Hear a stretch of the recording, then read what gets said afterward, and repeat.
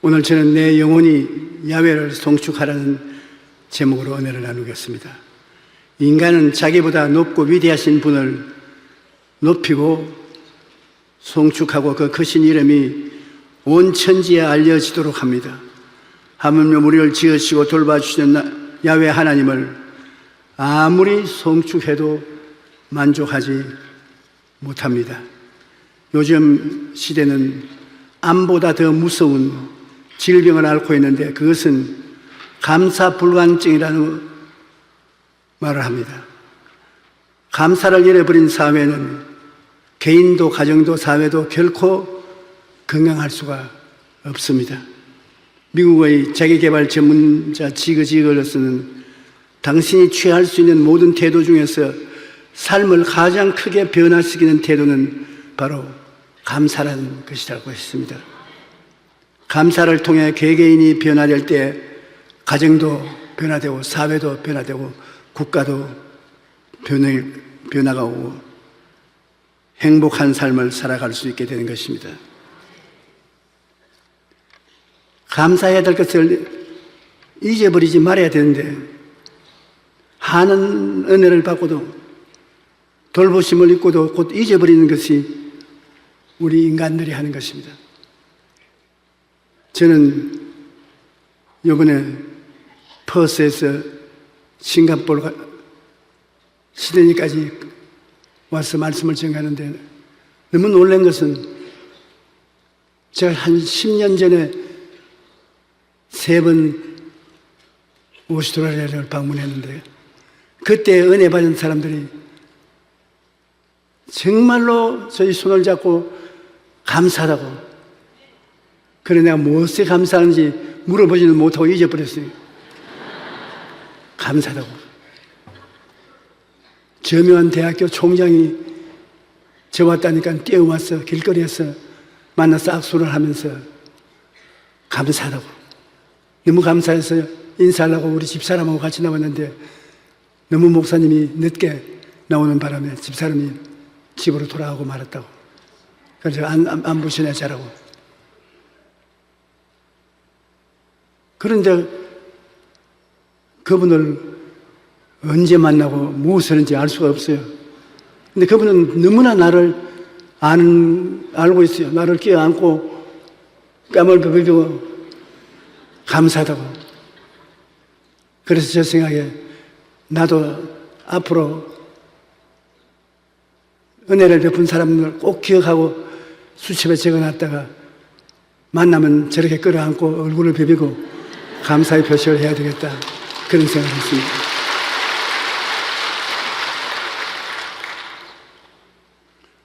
감사의 위력을 우리가 잃어버리면 안 됩니다. 감사가 힘이 있습니다. 그냥 공중에서 사라지는 단어가 아닌 것입니다. 우리 사람들은 하나님에게 감사드린 것을 잊어서는 안 됩니다. 하나님은 감사를 받고 난 다음에 그 대가를 지불해 주시는 것입니다. 시편 78편 11절로 17절에 보면 야훼께서 행하신 것과 그들에게 보이신 그 기이한 일을 잊었도다.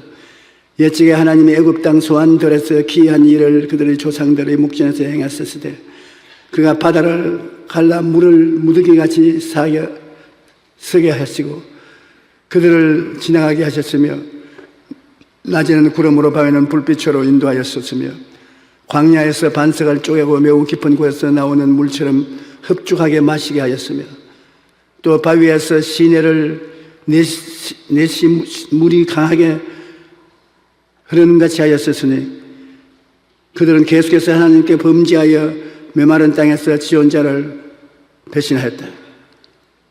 우리 사람들은 너무나 과거에 받은 은혜를 쉽게 잊어버립니다. 하나님이 이스라엘 백성을 이끌어 광야에 행하신 기적이란 오늘날 과학적으로라도 설명할 수 없습니다.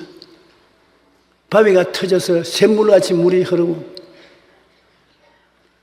배가 고파서 견디지 못할 때 하늘에서 만나가 내려서 아침 저녁으로 그 만나로 밥을 먹을 수 있었다.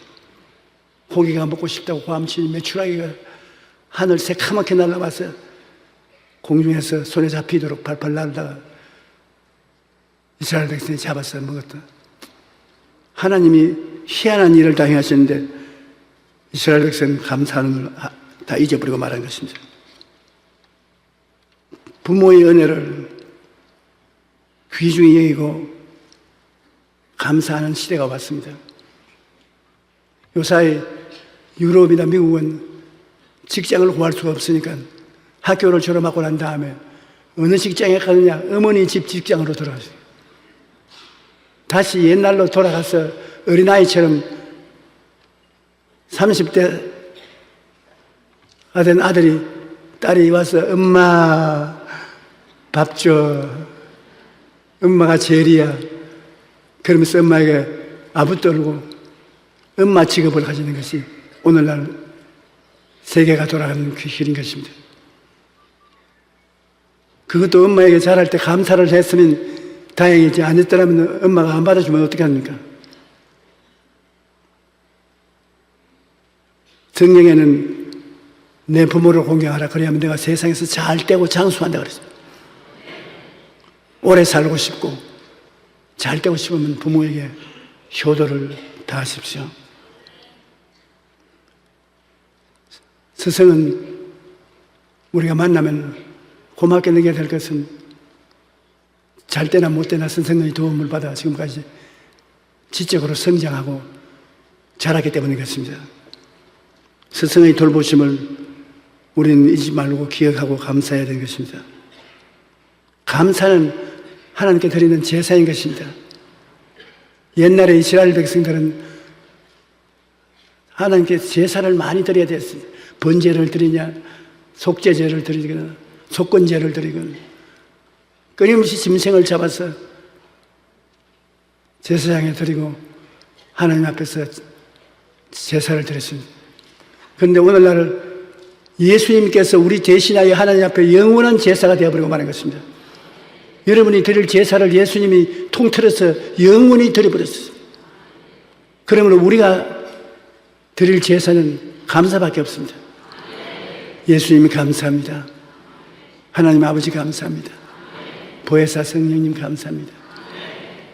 구약 4,000년 동안에는 아버지 야훼 하나님이 정면에 서서 일하시고 그 뒤에 예수님과 성령님은 감추어서 하나님 아버지의 일을 도왔습니다. 그러나 예수님이 육신을 쓰시고 세상에 오셔서 33년 동안에는 아들 시대입니다. 아들이 모든 책임을 다지고 아들 뒤에 아버지와 성령이 숨어서 일을 했습니다. 그러나 예수님이 십자가에 못 박혀 죽고 부활하시고 오순절날에 성령이 임하셨을 때 성령이 바람같이 하늘에서 임하셨습니다. 그때부터 시작해서 장차 우리가 하늘에 올라갈 때까지 무슨 시대냐? 성령의 시대인 것입니다. 지금은 아버지도 성령 뒤에, 아들도 성령 뒤에 숨어 있습니다. 성령께서 여러분과 나와 접촉하는 것입니다. 예수님께서 말씀하기를 성령은 바람과 같다고 말했어요. 바람이 임의로 불며 어디서 와서 어디로 가는지 모르는 것처럼 성령님은 우리 가운데서 움직이는 것입니다. 인격적으로 와 계시기 때문에 성령님을 인정하고 환영하고 모시드리고 의지하고 감사하고 찬송하고 더구나 많은 감사를 성령께 드려야 되는 것입니다.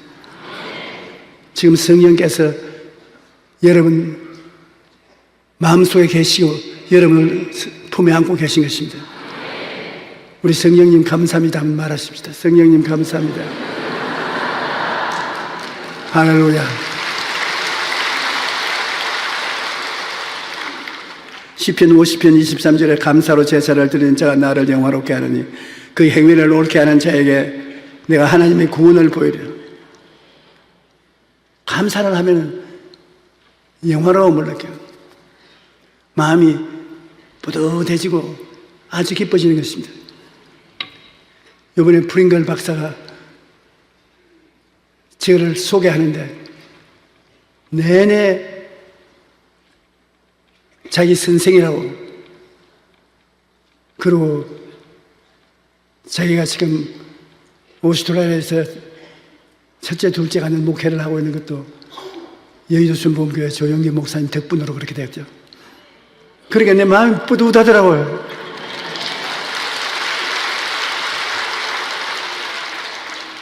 그래서 설교할 때 그분에 대한 이야기를 한마디 할 것을 두 마디 하게 되고 고마운 대답을 하게 되는 것입니다. 하나님을 감사하게 하면 영화롭게 하셔서 하나님이 아주 영화를 느끼는 것입니다. 감사로 하나님께 제사를 드리며 치존하신 이에게 서문을 갚으면 환난 날에 나를 부르라. 내가 너를 건지리니 내가 나를 영화롭게 하리라. 감사를 하면 주님이 환난 당할 때 건져주고 하나님 영화를 받겠다고 말씀한 것입니다. 감사로 하나님께 제사를 드리며 치존하신 이에게 서원을 갚으며 환난 날에 나를 부르라. 내가 너를 건지리니 내가 나를 영화롭게 하리라.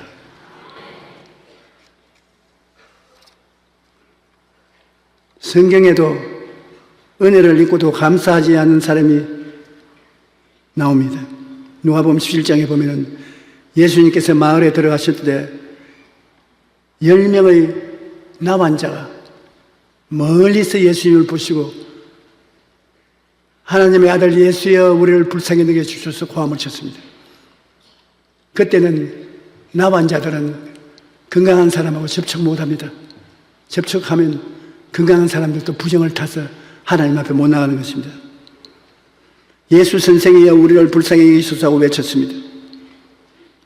예수님은 얼마나 병전자를 불쌍히 여기든지 예수께 병 고쳐달라고 나온 사람치고 그대로 돌려보낸 적이 없습니다. 심지어 죽은 사람도 고쳤습니다. 이 10명의 문둥병 환자 저 먼 거리에서 고함을 치는데도 주님께서 제사장에 가서 내 몸을 보여라. 제사장은 병이 나았는지 안 나았는지 검장해 주는 분이시기 때문에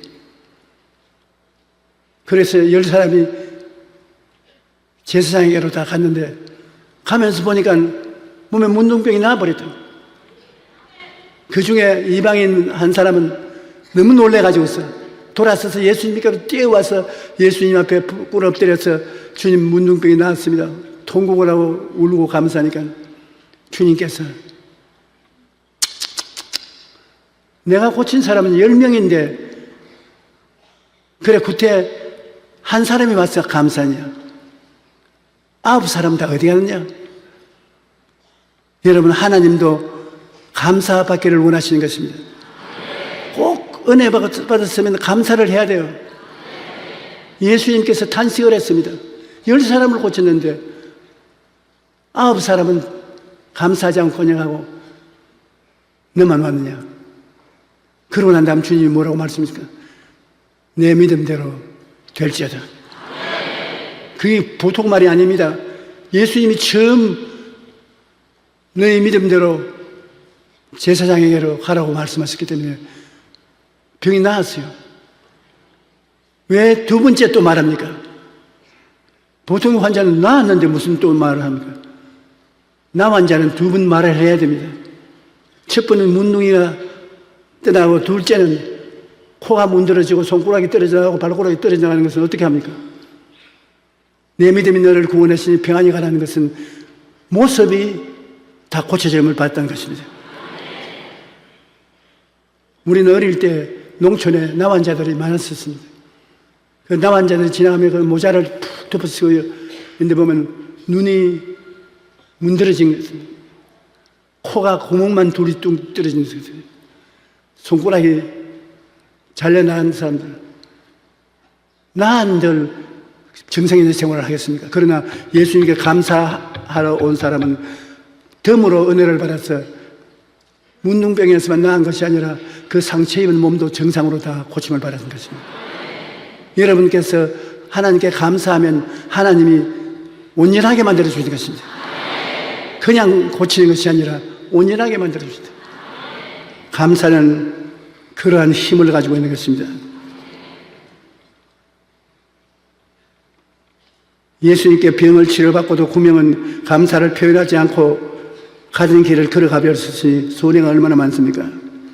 그런데 우리는 예수님께서 9명은 어디에 있느냐라고 물으셨다는 것을 기억해야 하는 것입니다. 예수님은 오늘날에도 감사로 나아오는 자를 찾고 계신 것입니다. 마귀가 제일 싫어하는 것이 감사하는 것을 싫어하는 것입니다. 아담이 에덴에서 그 하나님의 은혜에 감사하지 않았습니다. 아담과 하와가 에덴 동산을 만들어서 저들 곳에 있게 하셨을 때 선악과를 따먹지 마라 어느 날에 너희가 반드시 죽으리라고 그렇게 금지하는 말을 했다고 삐껴가지고서 하나님 앞에 잘 나오지도 않고 그랬습니다. 그런데 하나님하고 불평한 마음을 가진 마귀가 춤을 춥니다. 좋았어. 하나님하고 사이가 좋지 않기를 마귀는 원하는 것이, 마귀는 하나님과 원수 아닙니까? 그래서 아담과 하와 주변에 마귀가 늘 빙글빙글 돌아다니니 하나님과 친구가 되는 것보다도 마귀와 친구가 되는 것입니다. 우리도 그렇습니다. 우리가 살면서 매일 만나는 친구가 어떠한 친구를 만났느냐, 어떠한 잡지를 읽느냐, 어떠한 소설을 읽느냐, 어떠한 방송 프로그램을 보느냐, 친구가 되어서 바라보면 그 물이 되는 것입니다. 사람은 꼭 이웃의 영향력을 받아서 닮아가는 것입니다. 불평불만을 가져온 마귀와 즐겁게 대화를 하자니까 마귀가 꿰서 선악과를 따먹게 하고 하나님을 거역하게 한다는 것입니다. 아담이 하와에 의해서 선악과를 따먹고 난 다음에 하나님에게 불평불만이 깍들어 찼습니다. 하나님이 아담에게 이르되 네가 왜 나를 피하느냐, 선악과를 따먹었느냐, 내가 따먹으려고 따먹었나요? 아버지가 만들어서 주신 그 여자가 날 꿰물어 먹었나요? 하나님에게 책임을 돌리는 것입니다. 사람들은 잘못한 일이 있으면 자기가 회개하고 고백하면 좋은데 꼭 다른 사람에게 책임을 전가하는 것입니다. 하와 보고 왜 남편을 꾀해서 선악과를 먹겠냐? 내가 먹고 싶어서 먹었나요? 뱀이 꾀물어 내가 넘어가서 먹었죠. 그런 하나님과 교제를 멀리함으로 하나님이 먹지 말라는 선악과를 따먹은 것입니다. 선악과를 먹으면 하나님과 동등하게 된다는 말은 모든 일에 있어서 하나님과 이코어로 되면 이 우주의 주인이 둘이 있어서 또 전쟁이 일어날 것 아닙니까? 여러분, 절대로 하나님 앞에 우리가 하나님 지금 잘났다고 고개를 흔들지 말아야 되는 것입니다.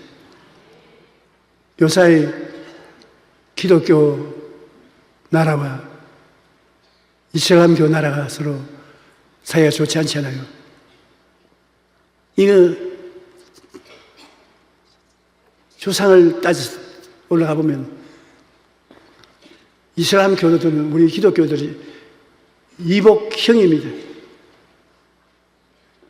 하나님께서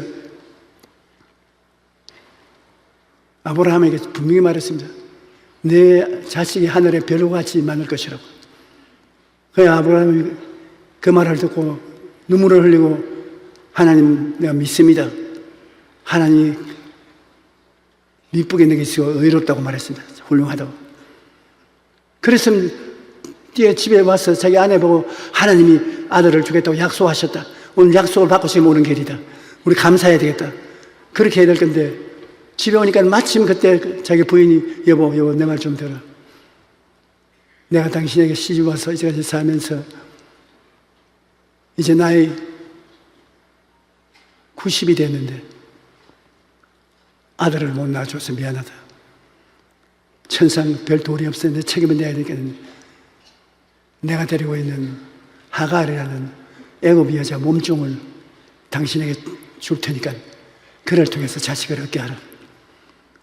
아담이 그 말을 아브라함이 들었으면 무슨 소리를 하면 그게 심하게 왜 당신 몸종을 가지고서 내가 자식을 하나님이 나에게 약속해 주신대. 그랬으면 좋겠는데 아브라함이 입이 이만큼 찢어져 가지고서 정말 그래도 괜찮겠어? 자식이 없으니 어떻게 하겠습니까? 잘했다. 내가 그러면 데리러 자녀를 얻겠다고. 그날 그대로 자기 아내의 몸종을 첩으로 데리고 가서 어린애를 낳았으니 그 이스마엘입니다. 지금 마호메토 교우 시조 아닙니까? 그러고 난 다음에 집안이 혼비백산이 되었습니다. 어린애기를 가지고 난 다음에 자기 여주인을 보고 어깨에 힘주고 말 안 듣고 하니 그 현 여주인이 자기 남편에게 와서 아브라함 너가 잘못해서 나를 이렇게 곤욕을 주는 날 너가 책임져라. 어디에 나에게 큰 소리하고 꼬리를 흔들고 야단이야. 그러니까 아브라함은 자기 책임 안 지려고 당신의 여종인데 당신이 마음대로 해. 내가 어떻게 하나. 그러니 쫓아내버렸어. 쫓겨나가서 광야 우물가에 그대로 있으면 목이 말라 죽었을 것인데 하나님의 천사가 와서 물을 마시어 주어서 살아났다. 그래야 지금은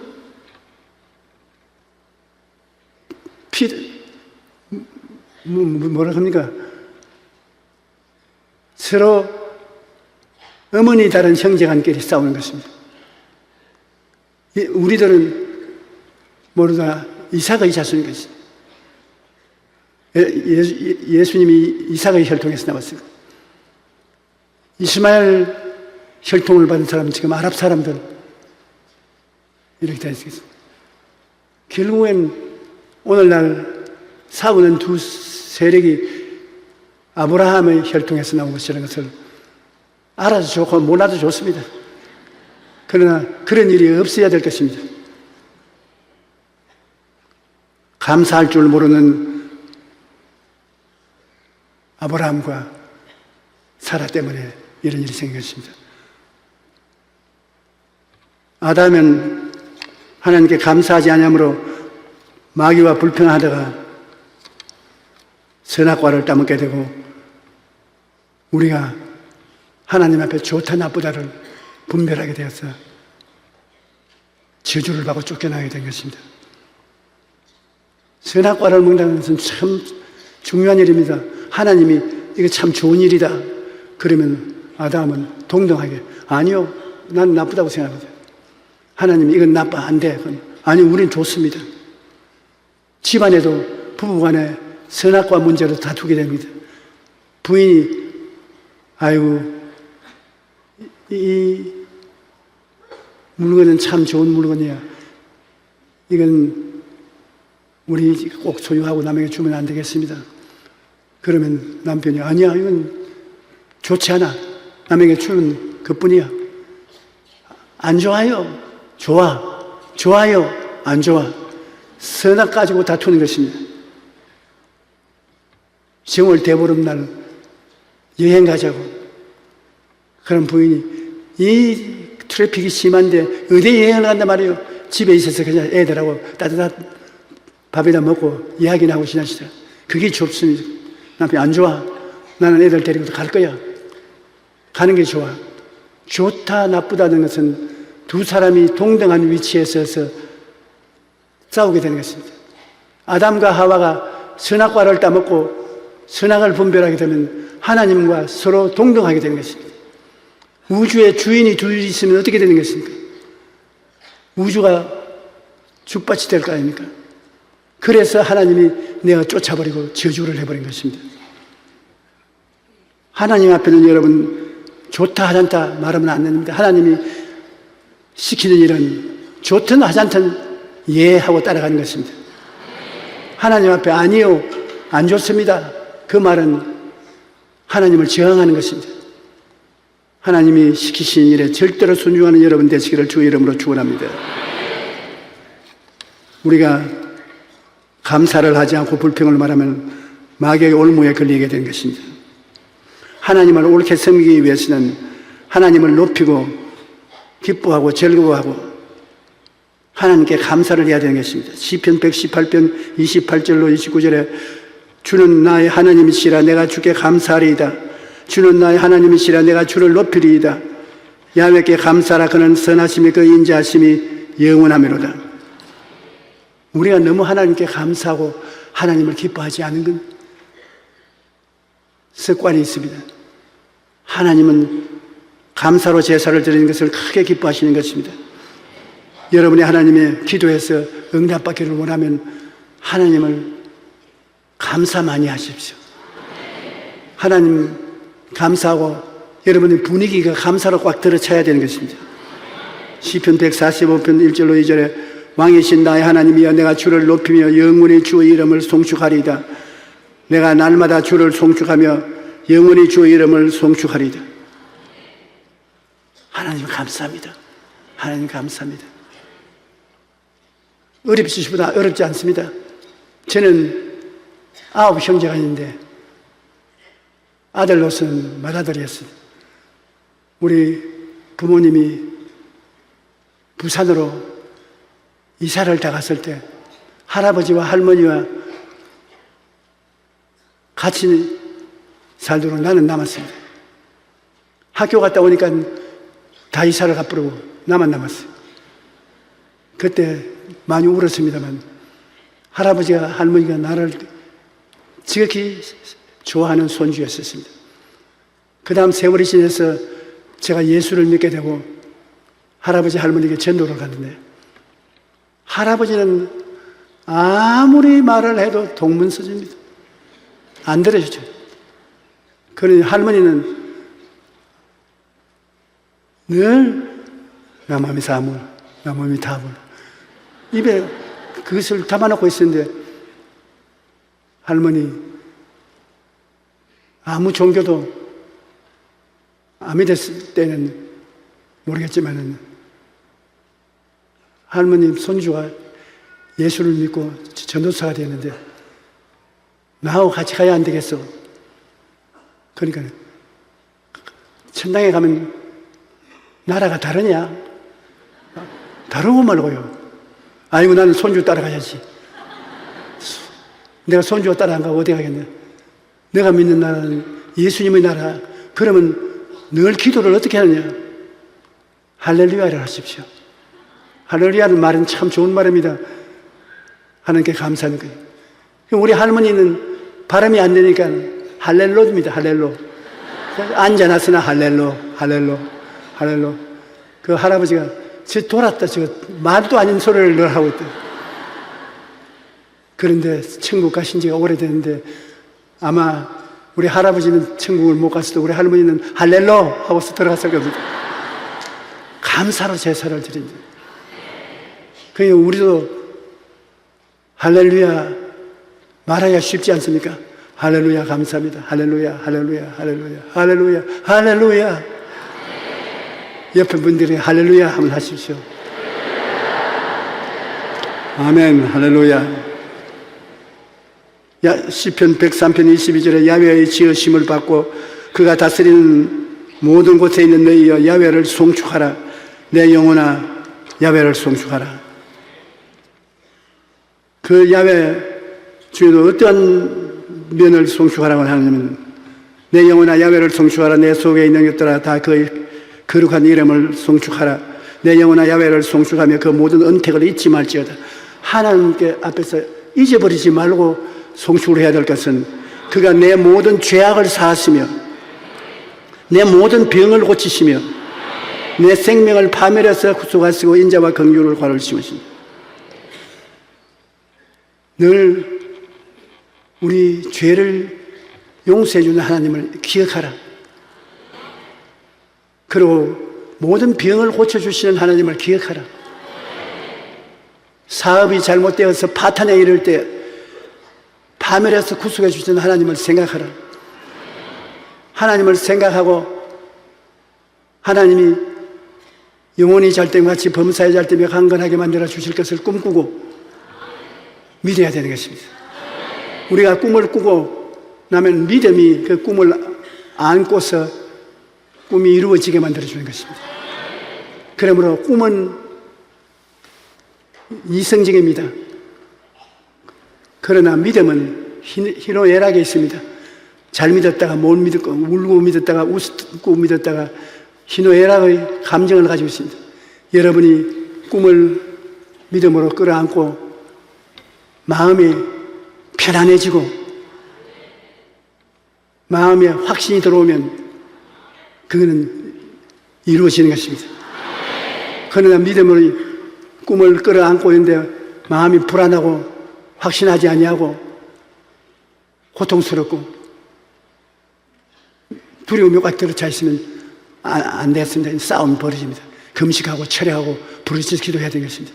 마음에 믿음이 마음을 점령하고 있는데 그 마음이 편안해지고 확신이 들어올 때까지 기도하십시오. 평안과 확신이 믿음의 모습을 보여주는 것입니다. 우리가 꿈은 그런 희노애락의 감정이 없습니다. 꿈은 갖고 싶고 되고 싶고 원하는 것을 꿈꾸는 겁니다. 그러나 그것을 살아서 역사하도록 하는 것은 믿음인 것입니다. 그 믿어서 믿음에 확신이 있고 평안이 있으면 그 다음에는 창조적인 선언하는 것입니다. 용기야, 네가 꿈꾸는 것이 되었다. 꿈꾸는 것이 이루어졌다. 크게 외치면 그것이 이루어지게 되는 것입니다. 그러므로 하나님의 모든 은택을 송축해야 되는 것입니다. 로마서 6장 17절 18절에 보면 하나님께 감사하리로다. 너희가 본래 죄의 종이 되니 너희에게 전하여 준 바 교훈의 본을 마음으로 순종하여 죄로부터 해방되어 의의 종이 되었나니라. 그러므로 죄 사함 받은 것을 감사하고 병 고친 것을 감사하고 파멸에서 건져주신 것을 감사하고 우리는 감사를 입에 붙여놓고 있어야 되는 것입니다. 좋으신 하나님께서 좋게 해주셔서 감사하고 소문이 만족하게 되어 독수리가 하늘로 올라가는 것을 감사해야 될 것입니다. 시편 103편 5절에 좋은 것으로 내 소원을 만족해 하사 내 청춘을 독수리같이 새롭게 한다. 나쁜 어려운 일이 있어도 지나고 나면 하나님은 꼭 좋은 것으로 갚아주시는 것입니다. 고난의 뒤에 축복이 반드시 다가오는 것입니다. 히브리서 11장 6절에 믿음이 없이는 하나님을 기쁘시게 못하나니 하나님께 나아가는 자는 반드시 그가 계신 것과 그가 자기를 찾는 자들에게 상 주시는 이심을 믿어야 할지니라. 이번에 오스트리아 신문 기자가 저보고 지금까지 하나님을 믿은 중에 어느 정도 응답을 받았냐 그래요. 그래서 제가 말했습니다. 나는 하나님을 믿고 난 다음에 속도는 빨리 받은 것도 있고 늦게 받은 것 있지만은 나이가 80이 넘고 보니 응답 안 받은 것이 하나도 없다.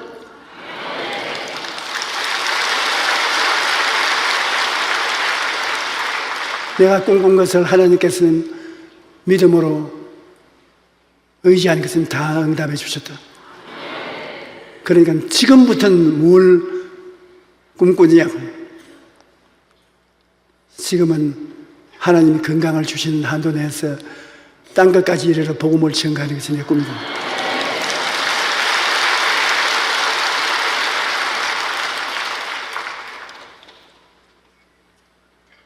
좋은 것으로 우리 소원을 만족해 주시기 때문에 여러분 절대 외롭지 않습니다. 여러분이 꿈을 꾸고 믿음으로 기도하면 내 믿음대로 될지어다. 꿈을 꾸지 않고 부르시니까는 아무 안 되는 것입니다. 우리의 삶 중에 무엇보다도 하나님께 깊이 감사하는 마음과 감사하는 말을 그치지 말아야 되는 것입니다. 골로새서 2장 6절로 7절에는 그러므로 너희가 그리스도 예수를 주로 받았으니 그 안에서 행하되 그 안에 뿌리를 박으며 세움을 받아 교훈을 받은 대로 믿음에 굳게 서서 감사함을 넘치게 하라고 말씀하고 있는 것입니다. 데살로니가 전서 5장 18절에는 범사에 감사하라. 이것이 그리스도 예수 안에서 너희를 향하신 하나님의 뜻이라고 말한 것입니다. 우리의 믿음이 감사가 따르지 않으면 아무 아름다움이 없습니다. 항상 하나님의 은택을 기억하고 감사 할렐로 감사 할렐로 이것이 입에서 떠나지 않도록 하는 것은 하나님이 굉장히 영화를 느끼고 좋아하는 것입니다. 성경에 감사로 사탄을 이긴 대표적인 사람이 욥인 것입니다. 욥은 하루아침에 재산 다 날아가고 자손들 다 죽고 온몸에 병이 들었습니다. 사탄이 하나님 앞에 씌워버린 것입니다. 욥을 괴롭게 하면 하나님을 욕하고 돌았을 것이요. 하나님이 절대 그렇지 않는다고. 그래가 하나님의 허락을 받아서 마귀가 욥을 쳐서 완전히 빈손 들게 만들었습니다. 그런데 욥의 아내가 와서 그래도 하나님 앞에서 충성심을 가지느냐, 하나님을 욕하고 뒤져. 마지막 부인이 떠났습니다. 마귀는 이제는 욥이 하나님을 욕할 것이라고 했는데 욥은 하나님께 엎드려 주시니도 하나님이시요 가지고 가시니도 하나님이시니 하나님으로 말미암아 감사합니다. 마귀가 박살이 났습니다. 감사로 제사를 드리는 자가 하나님을 영화롭게 하기 때문에 하나님이 마귀의 정수리를 부숴버린 것입니다. 욥기를 통해서 하나님은 감사의 능력이 얼마나 크다는 것을 보여주시는 것입니다. 우리가 성경에 보면 바울과 실라가 빌립보에서 복음을 전가하다가 잡혀서 감옥에 들어갔습니다. 깊은 감옥에 발과 손목을 차고에 차여서 못 눕도록 해서 아주 괴롭게 해서 가두어 놓았습니다. 밤중쯤 되니까 바울과 실라가 기도를 하고 난 다음에 찬송을 부르기 시작했습니다. 마음의 즐거움을 가지고 하나님 앞에 철거를 치면서 찬송을 하기 시작하니까 우르르 하면서 지진이 일어나서 온 빌립보시가 다 떨리더니 감옥문이 열리고 차고가 다 풀리고 자유와 해방이 다가왔습니다.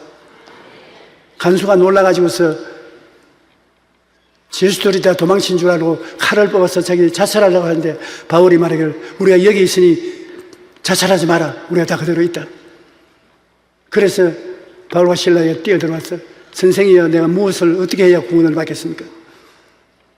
주 예수를 믿어라. 그래야만 너 집이 구원을 얻으라. 그 길로 그 주 예수가 예수를 믿고 음식을 지어서 대접을 하고 기뻐한 기사가 기록되어 있는 것입니다. 감사는 속박에서 우리를 자유롭게 만들어주는 것입니다. 감옥의 문이 열리는 것처럼 우리가 감사로 제사를 드리면 마음의 분노가 속박에서 해방되고 우울과 슬픔에서 해방이 되고 좌절과 절망에서 해방이 되고 우리 마음의 기쁨으로 살 수 있는 것은 감사인 것입니다. 마귀는 우리를 항상 도적질하고 죽이고 멸망시키려고 하지만 하나님은 우리에게 생명을 얻을 때 풍성히 얻게 하기를 원하는 것입니다. 감사라는 키를 사용해서 감사하면 감사가 들어와서 여러분에게 모든 압제에서 해방을 시켜주시는 것입니다. 즐거움으로 넘치게 하는 것입니다. 아침에도 저녁에도 감사하는 것을 잊지 마십시오. 여러분이 고통을 당하고 괴로움을 당할 때도 앉아서 감사를 드리십시오. 하나님이 영화로움을 느끼고 해방시켜 주시는 것입니다. 우리는 감사가 우리의 생활 속에 얼마나 큰 행복을 갖다 준다는 것을 깨달아 알고 감사하는 생활을 오늘부터 열심히 하십시다. 오늘은 누가복음 15장 22절 이하의 말씀을 가지고서 은혜를 나누겠습니다. 누가복음 15장 22절 우리 다 같이 읽겠습니다. 아버지는 종들에게 이르되 제일 좋은 옷을 내어다 입히고 손에 가락지를 끼우고 발에 신을 신기라.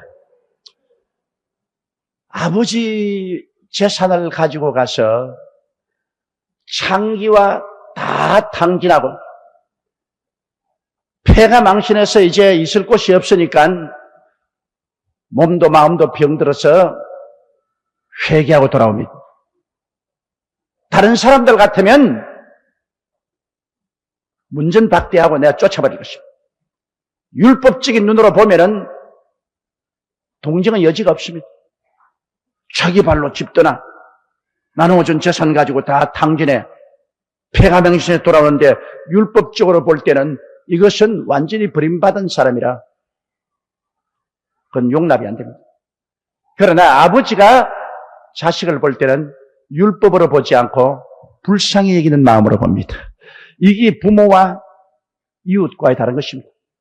이웃 다른 사람은 율법으로 봐요. 법으로 딱 봐요.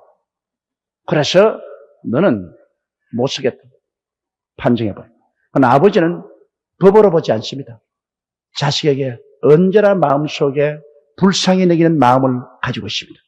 아주 못되게 굴어서 원수가 돼 나가도 그래도 밤에 잘 때 아이고 내 팔자야. 아이고 내 업장이 무너진다. 그럽니다. 그건 왜냐?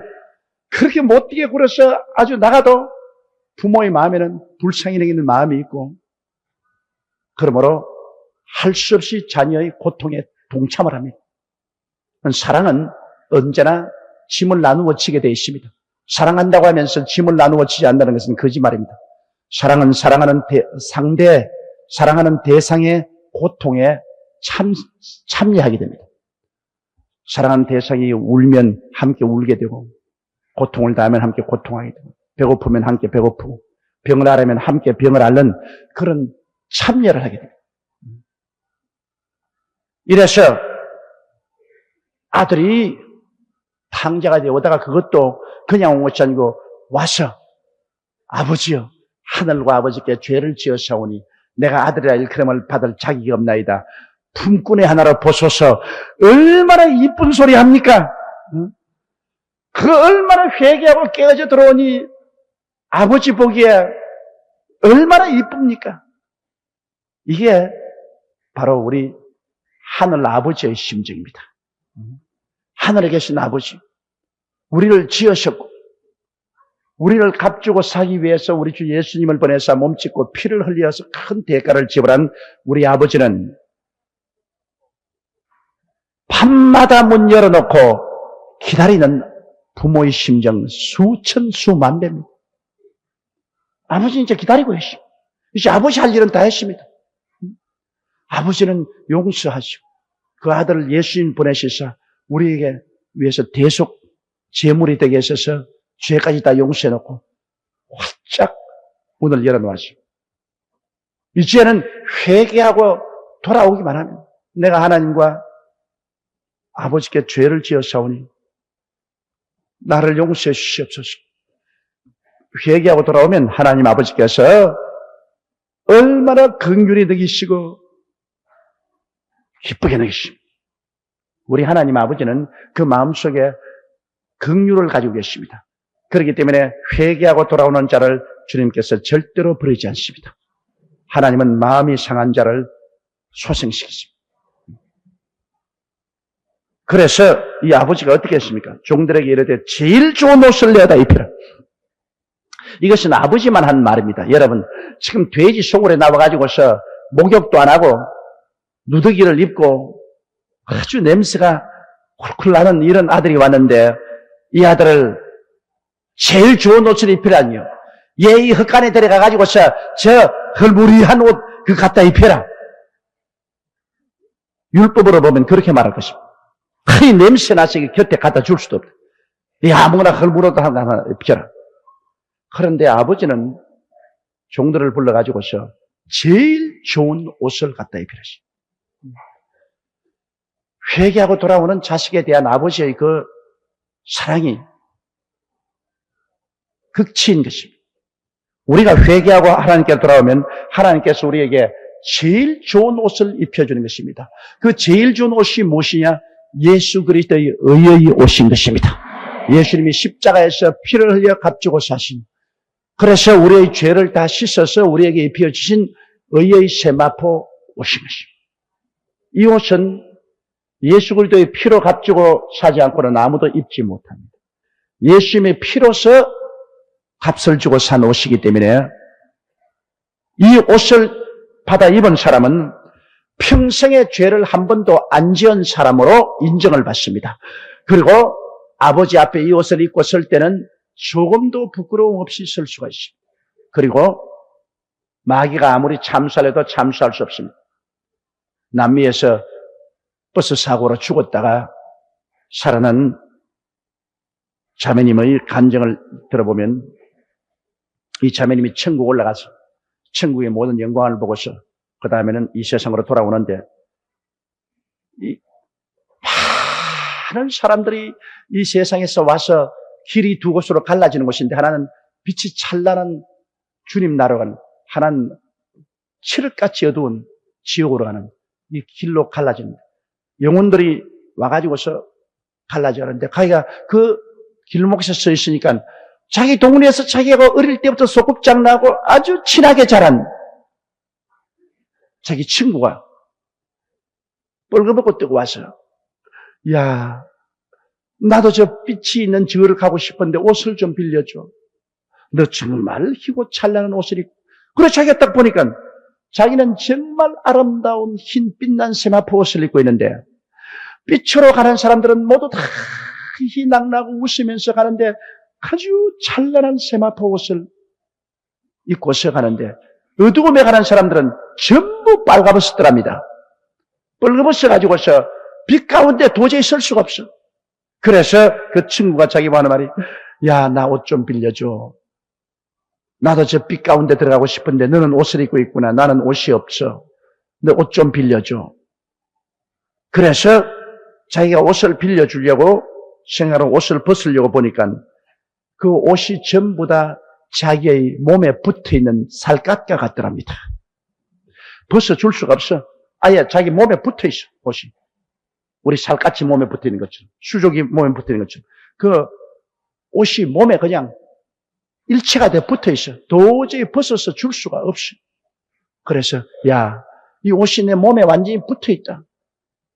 이러므로 이 옷은 내가 도저히 벗어서 너에게 줄 수가 없다. 그러니까 통곡하러 울면서 나도 삐지는 데 가고 싶은데, 그러면서 그 많은 행렬에 합쳐서 어두운 곳으로 울면서 가더라. 그 간증을 하고 그가 죽으면서 깨어나가지고서 물어보니까 바로 그가 만났다는 그 시간에 그 가장 친한 친구가 그 동네에서 죽었어요. 예수를 믿지 않고 죽었어요. 우리가 입는 옷은 최고의 옷입니다. 이것은 예수 그리스도께서 죽었다가 부활하셔서 그 값으로 사서 우리에게 주는 옷인 것입니다. 이 옷을 입지 않고는 절대로 하늘나라에 들어갈 수 없습니다. 세상의 인간들이 행한 의로운 행동의 옷이라는 것은 쇠피한 나무 잎사귀 같고 걸레같이 더럽다고 말하셨습니다. 인간의 행위로 말미암아 의롭다함을 입을 육체가 없습니다. 이 세상에 사는 사람 중에 죄를 짓지 않은 의인이 누가 있습니까? 모든 사람이 죄를 범하였으니 하나님의 영광에 이르지 못합니다. 오직 예수를 믿음으로 그 보혈로 말미암아 값주고 산 제일 좋은 옷을 하나님이 입혀주실 때, 그럴 때 우리는 빛 가운데 들어갈 수 있습니다. 지금 여러분 눈에 안 보이지만은 여러분은 모두 다 여러분의 영혼은 제일 좋은 옷을 입고 있습니다. 흰 세마포 옷을 입고 있어요. 이 육신의 옷, 이건 안 보다. 육신의 장막지 벗어버리면 여러분 영혼이 입고 있는 흰 세마포 옷이 있어요. 여러분 그 옷을 다 입고 있기 때문에 오늘 하나님 앞에 의롭다함을 얻고 또 아버지 앞에 설 때 조금 더 부끄럼 없이 설 수 있는 입은 사람이 되고 벗은 사람이 아닌 것입니다. 이 세상 사람은 벗은 사람이고 우리는 예수로 말미암아 입은 사람인 것입니다. 제일 좋은 옷을 입혀주셨습니다. 그 다음에는 손에 가락지를 끼우고, 그게 왜 의미가 심장하냐면 옛날엔 여러분 이 가락지에다가 이름을 새깁니다. 아버지 이름, 어머니 이름, 그리고 맏아들, 둘째 아들, 셋째 아들, 딸, 이름을 다 새겨서 그 가락지를 끼면은 그 가족입니다. 그 가락지가 그 가족이라는 것을 증명합니다. 그러나 이놈의 자식, 우리 집안 식구 아니다. 나라! 가락지 뽑아라! 뽑아내 놓습니다. 그러면 이제 그 집안 식구가 아니란 거예요. 이 탕자가 나갈 때 반지를 뽑아놓고 나갔습니다. 에이, 내 이놈의 집안 내 안 살겠다. 그 아버지 내 본인도 싫고 내 이 집안 아들 하기 싫다. 그리고 그 가락지를 뽑아서 던져버리고 갔습니다.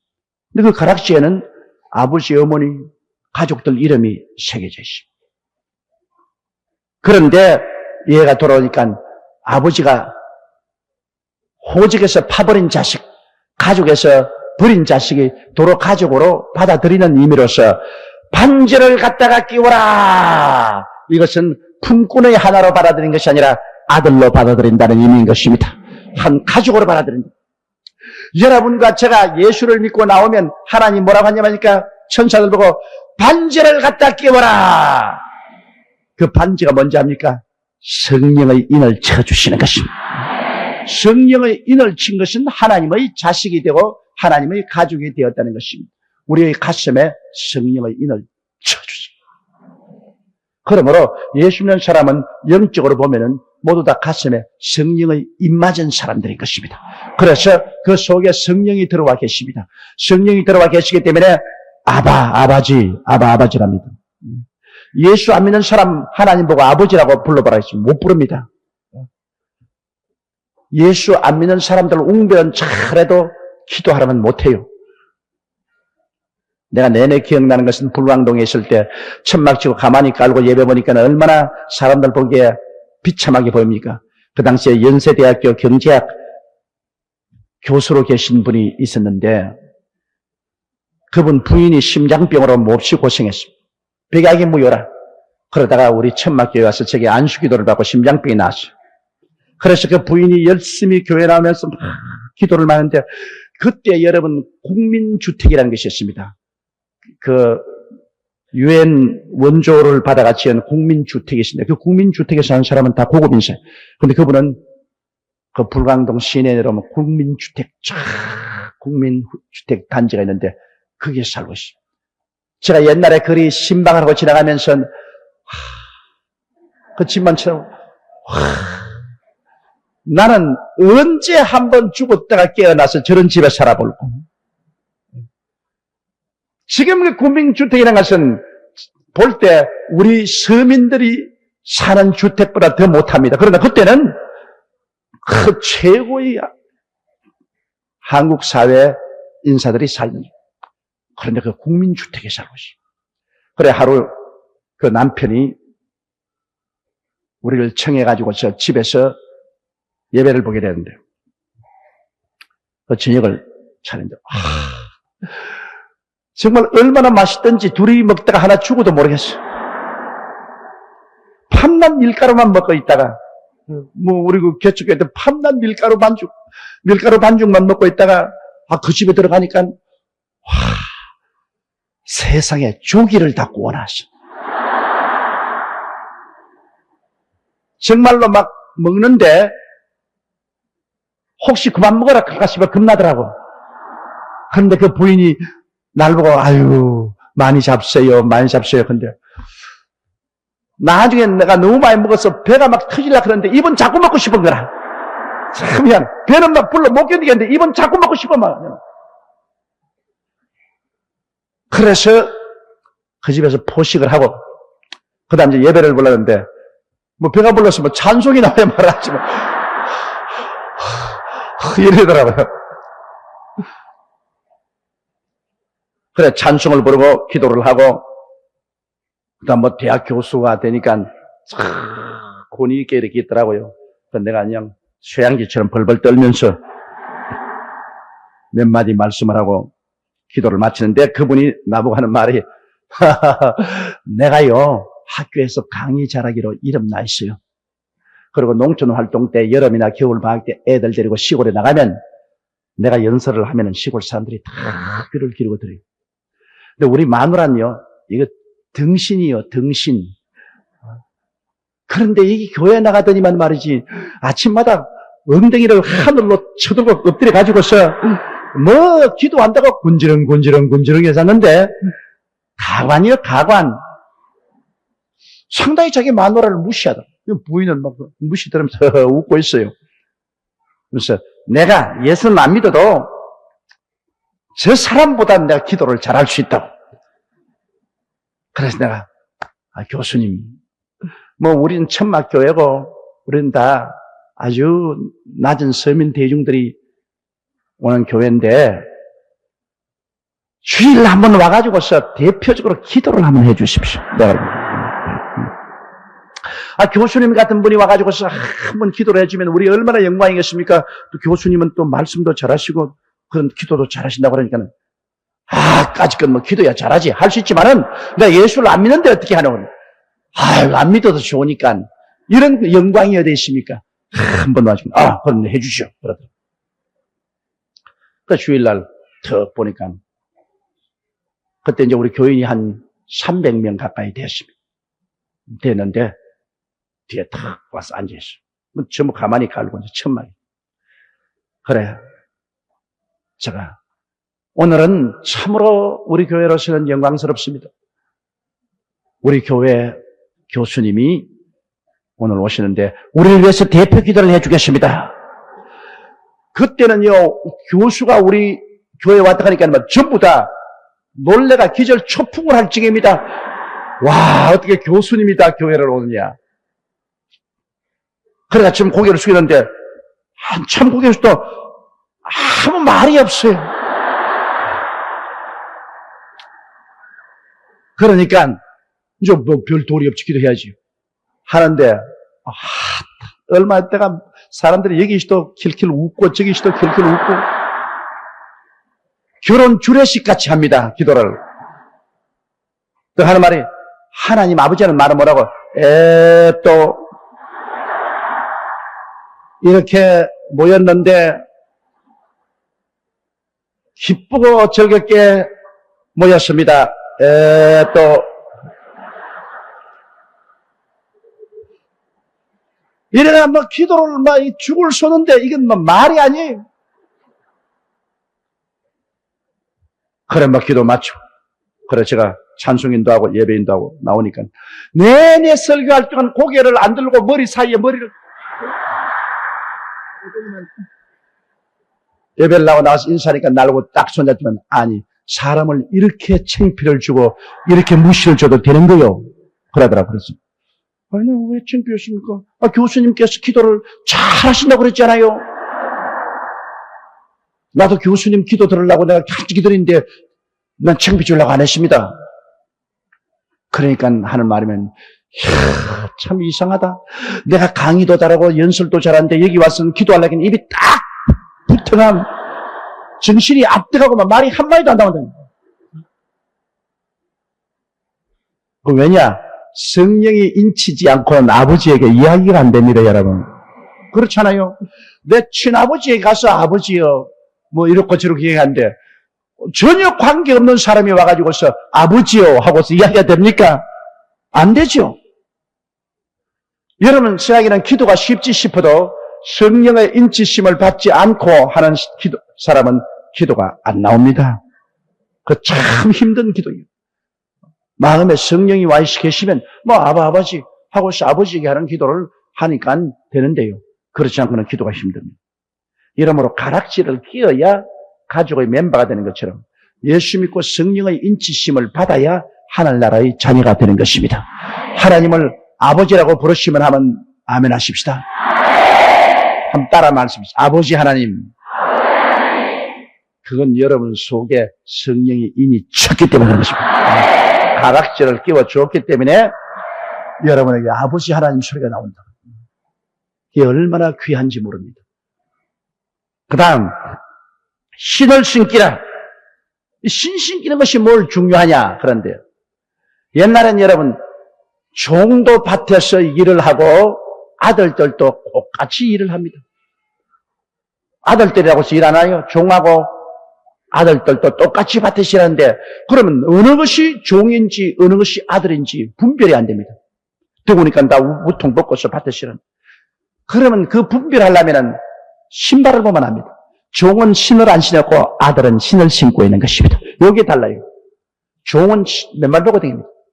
그러나 아들은 신을 신게 나왔습니다. 이러므로 얘가 집에 돌아올 때는 맨발 벗고 종으로 왔습니다. 왜냐하면 종으로 저 돼지 치는 곳에 가가지고서 일을 했기 때문에 신발 없어요. 종이로 맨발 벗습니다. 그러나 돌아오자마자 이 사람에게 신발을 신겨라. 신발을 신겨라. 여러분, 아담과 하와는 신발을 신고 에덴 동산에 살았습니다. 그 신발은 뭐냐? 하나님이 예비한 평안의 신발인 것입니다. 하나님이 평안의 신발을 주셨어요. 하나님이 죄의 가시도 안 밟고, 미움의 가시도 안 밟고, 질병의 가시도 안 밟고, 저주의 가시도 안 밟고, 죽음의 가시도 안 밟고 편안하게 살 수 있는 평안의 신발을 주는데, 아담과 하와가 타락하자마자 신발을 뺏겼습니다. 평안을 뺏겼습니다. 가는 곳마다 가시와 은극히가 나지요. 죄악의 가시와 은극히, 미움의 가시와 은극히, 질병의 가시와 은극히, 저주의 가시와 은극히, 죽음의 가시와 은극히. 그래서 인생들이 지금 사는 것은 완전히 가시밭 위에 살고 있는 것입니다. 문명이 발달되었다, 과학이 발달되었다, 지식이 향상되었다, 잘 산다, 못 산다 해도 전부 가시밭입니다. 이러기 때문에 이 세상에 평안이 있는데 보았습니까? 이 세상살이에 여러분 참된 평안이나 행복을 찾을 수가 없어요. 좋은 집에 들어가 봐도 가시밭이고, 잘못 사는 헐벗은 집에 가봐도 가시밭이고, 문명한 나라에 가서 사는 사람들 봐도 그게 가시밭이 있고, 그러고 못 사는 데 가면 또 가시밭이 있고, 이 세상은 전부 가시와 은극입니다. 그런데 가시와 은극히 밭을 맨발로 걸어가는 사람이 있는가 하면 신발을 신고 건너가는 사람이 있습니다. 맨발로 건너가는 사람은 가시에 찔리고 찢겨서 피투성이 인생을 살지만은 신발을 신고 가는 사람은 가시와 은극히를 버석버석 밟고서 지나갈 수 있습니다. 그러면 이 신발이 뭐냐? 예수 그리스도께서 십자가에서 몸짓고 피를 흘려 대속으로서 예배해 준 평안의 복음의 예비한 신발인 것입니다. 따라 말씀해. 평안의 복음의 예비한 신발을 신고, 그 예수님께서 십자가에서 죄 대하시는 용서를 주셨으니 용서의 신발을 신고 가니 죄의 가시밭을 걸어갈 수 있죠. 미움이 있는 곳에는 주님께서 성령으로 사랑을 부어주시니 사랑의 신발을 신고 가니 미움의 가시밭을 걸어갈 수 있죠. 질병의 가시밭에는 주님께서 십자가에서 치료를 허락해 주었으니 예수님을 믿고 치료의 믿음을 가지고 나가면 그 다음에는 질병의 가시밭을 걸어갈 수가 있죠. 예수님이 저주를 다 제꼈으니 그리스도 안에서 아브라함의 축복의 신발을 신고 나가니 저주의 가시밭을 걸어갈 수가 있죠. 예수님이 죽었다가 부활하심으로 영생의 신발을 신겨 주었으니 사망의 가시밭을 저벅저벅 걸고 갈 수가 있는 것입니다. 그렇기 때문에 오늘 예수 믿는 사람은 하나님의 자녀가 되었으므로 예수 안 믿는 사람과 뭐가 다르냐? 예수 안 믿는 사람은 맨발 벗고 인생을 뛰고 우리는 평안의 복음의 예비한 신발을 신고 이런 것입니다. 여러분 지금 발바닥 한번 보세요. 신을 신고 있는지 안 신지. 여러분 믿음의 신발을 예수 안에서 다 신고 있습니다. 그 신발 벗어버리지 말아야 돼요. 오늘 많은 사람들이 자기가 예수 믿고 주님이 평안의 예비한 신발을 신겨 주었는데도 불구하고 그 신발 안 신고 여전히 맨발 벗고 인생을 살아가려는 사람이 많습니다. 여러분은 신발 신은 사람인 것입니다. 믿음으로 신발을 지금 받아들이시면 아멘 하십시다. 신발을 신은 사람입니다. 그러므로 죄에는 용서가 있고 미움에는 사랑이 있고 질병에는 치료가 있고 저주에는 축복이 있고 죽음에는 영생이 있습니다. 이 신발을 신고 이제는 가시밭길을 저벅저벅 걸어갑니다. 세상 사람하고 우리 사람하고 똑같이 이 세상에 다 살지요. 그러나 세상 사람은 피투성이가 되어도 우리 예수 믿는 사람은 피투성이가 되는 것은 똑같은 시대에 똑같은 땅에 똑같은 시간에 살아도 신발을 신고 걸어가는 사람하고 맨발 벗고 가는 사람하고 다른 것입니다. 신발을 신고 있어요. 그렇기 때문에 여러분은 평안하게 인생을 살게 되는 것입니다. 피투성이가 되어 살면 안 돼. 평안하게 살아야 돼. 옆에 있는 사람에게 평안하게 삽시다. 그렇게 말했습니다. 할렐루야! 얼마나 감사합니까? 그러니, 자, 제일 좋은 옷을 예수님을 통해서 입었지요. 성령의 반지를 받아서 이제는 하나님의 가족이 되었죠. 그 다음에 평안의 복음을 예비한 신발을 신었으니 이제야말로 고생 다 끝난 것입니다. 이 축복이 얼마나 큽니까? 여러분 스스로 어떤 사람이 되었는가를 생각해 보세요. 팔자가 달라졌는데 달라진 팔자를 모르니 이 웬 말입니까? 우리는 예수님께 나와서 우리의 팔자가 달라졌다는 것을 늘 인식해야 됩니다. 하나님이 새 사람이 있다 그러는데 우리는 자꾸 옛 사람 그대로 남아 있습니다. 이게 큰일이에요. 그러므로 여러분 생각도 새롭게 되고 말도 새롭게 하고 믿음도 새롭게 하고 행동도 새롭게 하시기를 주의 이름으로 축원합니다. 여러분은 정말로 보통 사람이 아니라 새 사람입니다. 새 사람이에요. 새 사람. 따라 말씀. 나는 예수님 안에서 새 사람이 되었습니다. 하나님이 우리와 같이 계신데 부족한 게 없지. 넘치죠. 그래서 다른 사람에게 나누어 줄 수 있게 하는 이것이 하나님의 섭리입니다. 우리 주를 믿는 사람이 늘 개제제 해가지고서 늘 발발 떨고 이렇게 살아서는 안 됩니다. 마음을 넓혀야 돼요. 우리 하나님은 천지와 만물을 지으신 부유하고 풍성한 하나님이신 것입니다. 좋은 하나님인 것입니다. 탕자에서 돌아오는 놈을 위해서도 살찐 송아지를 잡는 하나님이시니 보통이시겠습니까? 이러므로 주 안에 들어온 여러분 이 가난의식을 버려야 돼요. 마음속에 나는 못한다, 나는 안 된다, 할 수 없다, 가난하다, 나는 비천하는 이 가난의식을 버려야 돼요. 왜? 하나님은 가난을 만든 적이 없습니다. 에덴을 만들었지 가난을 만든 적이 없습니다. 에덴 동산이 어디 가난했습니까? 새하늘과 새 땅과 새 예루살렘이 가난한 게 없습니다. 가난은 아담이 타락해서 마귀와 손을 잡고 걸어가서 가난했지. 하나님이 가난을 만든 적이 없어요. 하나님은 영혼의 가난, 마음의 가난, 생활의 가난, 가난을 만든 적이 없어요. 하나님은 이제 생명을 어때 풍성하게 하죠. 그러면 회개하고 우리가 하나님 품으로 돌아왔으니까 우리 하나님 세계 속에서는 살찐 송아지가 있지 돼지 지엄 열매도 먹지 못하는 것이 없습니다. 이 아들을 한번 보십시오. 아들이 세상에 있을 때는 돼지 치는데 돼지 지엄 열매도 먹지를 못했습니다. 이 세상입니다. 그러나 이 아들이 똑같은 사람이죠. 세상에 있을 때는 돼지 지엄 열매도 못 먹었는데 아버지께로 돌아오니까 살찐 송아지를 잡았습니다. 이게 달라요. 여러분 마귀를 섬길 때는 돼지 치고 돼지 지엄 열매도 못 먹었습니다. 이제는 여러분이 아버지께로 돌아왔습니다. 세상에 있지 않아요. 아버지께로 돌아왔어요. 그럼 아버지가 어떻게 하겠어요? 살찐 송아지를 잡는 것입니다. 그러므로 우리 아버지에 대한 이미지를 여러분 바꿔야 됩니다. 아버지를 너무너무 오늘날 잘못 생각하고 있습니다. 사람들이. 사랑하는 자여 내 영혼이 잘됨같이 내가 범사에 잘되며 강건하기를 내가 강구하노라. 이게 우리 아버지입니다. 그런데 우리 아버지께 나와서 아버지와 동행하려면 제일 첫째 조건이 있습니다. 그게 11조와 헌물입니다. 11조와 헌물은 내도 좋고 안 내도 좋다 그런 문제가 아닙니다.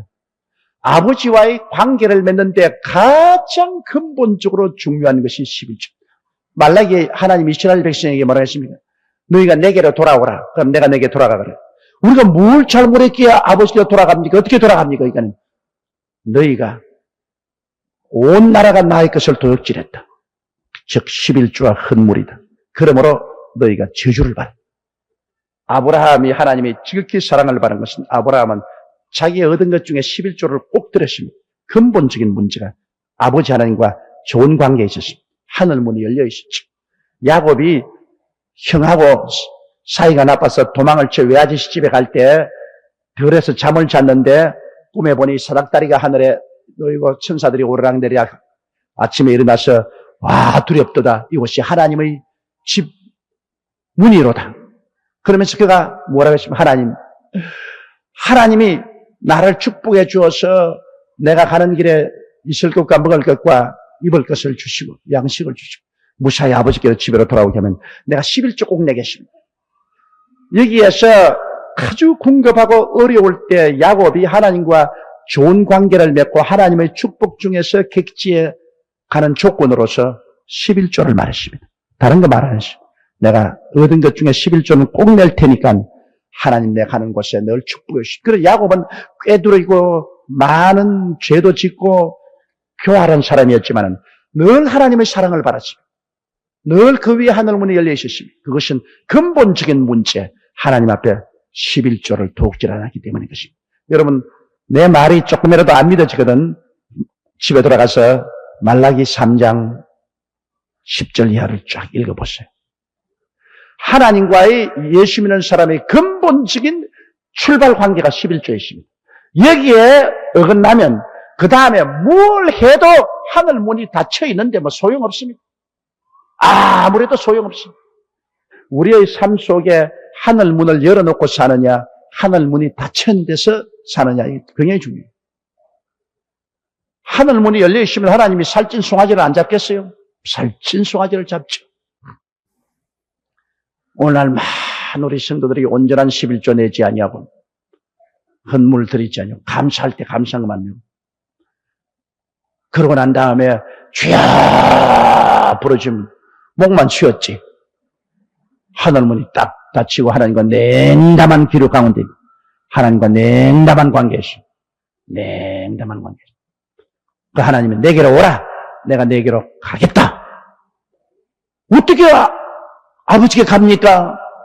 내 지금 회개하고 왔지 않습니까? 내가 지금 기도 부르짖고 왔지 않습니까? 아니야. 근본적인 문제 해결해라. 11조와 헌물을 내고 오너라. 내게로 오라. 내가 내게로 가겠다. 그렇지 않다 하면은 너희 나라가 너가 저주를 받는다. 굉장히 심각한 문제입니다. 이게 여러분 우리 신앙생활의 가장 기초적인 문제입니다. 원초적인 문제입니다. 이 문제 해결 안 해놓고 우리가 나가면 축복은 없습니다. 구원은 예수를 믿음으로 말미암아 무조건 구원받는 겁니다. 이건 하나님의 자비로. 그러나 축복은 하나님께 기도하고 깊은 신앙생활에 들어가고 하나님의 은혜를 받는 원초적인 출발이 11조에 있습니다. 11조 헌물. 이걸 등한히 하면은 안 됩니다. 그럼 마귀가 와서 어찌한지 이거는 뭐 율법시대의 일이다. 뭐 안 해도 괜찮다. 적당히 해도 괜찮다. 저 그런 소리 하는데 그건 사탄이 한 시. 무슨 율법시대라. 율법이 오기 430년 전에 벌써 아브라함과 이삭과 야곱은 11조로 하나님과 단단한 좋은 관계를 맺고 하늘문을 열어놓고 살았는데 나는 하나님께 참 감사한 것은 하나님이 제가 하는 일마다 복을 준 것은 저는 11조와 헌물을 도둑질한 적이 없습니다.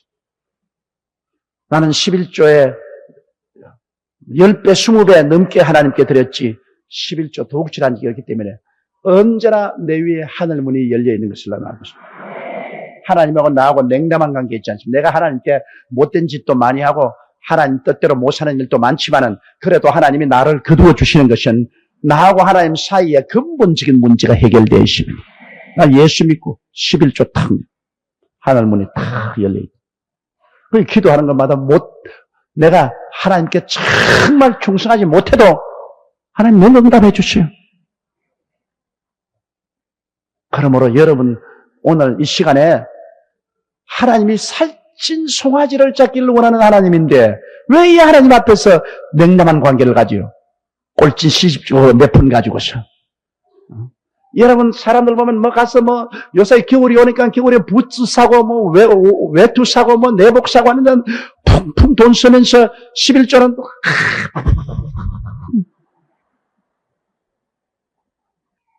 이러므로 여러분 심각하게 생각하고 정말 온전한 11조를 주의 창고에 드리고 그 다음 하나님이 나를 시험해 보랬습니다. 성경에는 하나님 절대 시험하라만 안 했어요. 구약에 하나님을 시험하다가 불뱀에 물려 죽었습니다. 예수님도 주 너희 하나님을 시험치 말라고 했습니다. 그럼에도 불구하고 11조 문제는 하나님이 날 시험하라 그랬습니다. 얼마나 하나님이 심각하게 생각하기에 절대로 하나님 시험하지 못하라는 그 하나님이 11조는 날 시험하라. 시험해보라.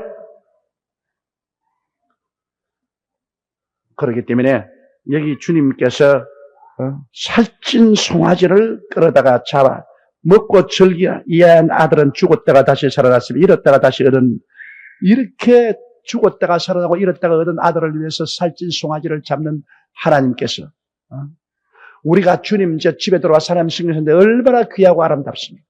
하나님과 근본적인 문제만 해결되면 여러분 머리 위에 항상 하늘 문이 열려 있다는 것을 아시기 바랍니다. 자, 24절요. 이 내 아들은 죽었다가 다시 살아났어. 내가 잃었다가 다시 얻었노라 하니 저희가 즐거워하더라. 우리 예수 믿기 전에는 죽었지 않습니까? 예수 믿기 전에는 잃어버린 사람. 그러나 예수를 믿고 난 다음에는 우리가 살아났으며 길을 잃었다가 길을 찾아왔으니 하나님이 즐거워하시고 천군과 천사들이 다 즐거워합니다. 죄인 한 사람이 회개하고 돌아오면 온 하늘이 기뻐한다고 그랬습니다. 큰 즐거움이십니다. 그러니 우리 한 사람 한 사람 하나님께서 굉장한 즐거움으로 우리를 받아들였고 하나님이 우리 한 사람 한 사람 볼 때 큰 기쁨과 즐거움으로 바라봅니다. 그런데 우리가 하나님께 순종해서 산다면 하나님께서 얼마나 더 기뻐하시겠습니까? 여러분 자식들 어느 손가락 깨물어 안 아픈 손가락이 있습니까? 사랑을 하니까 고통스럽지 사랑 안 하면 고통스러울 턱이 없죠. 하나님이 너무나 많은 자식들이 온전히 순종하지 않고 살기 때문에 하나님이 마음에 고통스럽다는 것을 알고 우리는 하나님의 마음의 고통을 들어드리고 하나님을 즐겁게 해야 될 것입니다. 10대 2의 정탐보고라는 제목으로 은혜를 나누겠습니다. 여름이 되면 선글라스를 많이 착용하는데 어떤 색의 안경을 쓰느냐에 따라서 세상이 다르게 보입니다. 안경 렌즈의 색에 따라서 세상이 노랗게도 보이고 빨갛게도 보이고 갈색으로도 보입니다. 그런데 세상에서 일어나는 일이나 자기에게 일어난 일을 바라볼 때도 어떤 안경을 쓰고 보느냐에 따라 그 해석이 달라지는 것입니다. 어떤 사람은 인간적인 안경을 쓰고 불가능하다, 이 일은 안 된다, 그렇게 말합니다.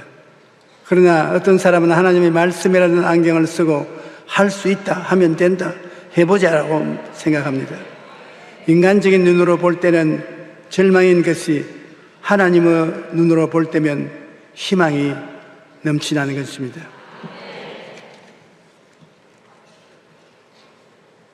하나님의 말씀이라는 안경이 항상 우리가 관심을 가지고 있어야 될 안경인 것입니다. 어떻게 해야 하나님의 관점으로 바라볼 수 있을까요? 하나님의 관점은 하나님의 말씀에 잘 나타나 있습니다. 하나님 말씀을 읽고 묵상하면 하나님의 생각을 우리가 알 수 있습니다.